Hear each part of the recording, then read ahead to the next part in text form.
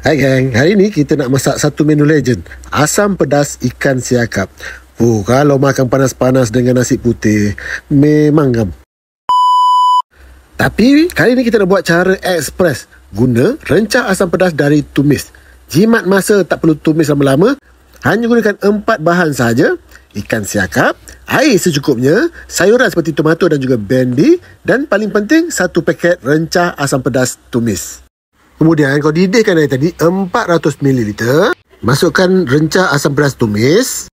Seterusnya kacau-kacau.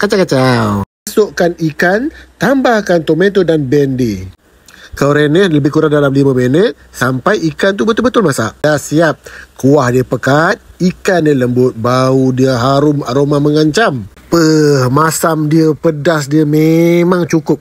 Rasa dia macam asam pedas dekat warung. Tapi yang ni kita buat sendiri.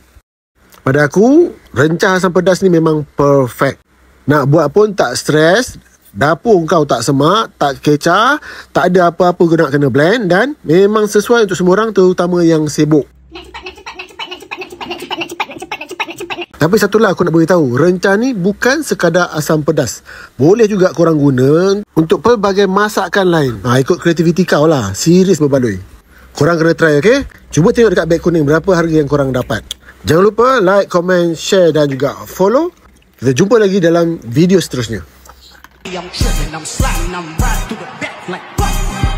Mustard on a beat, bro, deep, bro, any rap, he a freak, man down, call like ambulance, tell him breathe. Let them boys to the cross, they walk around like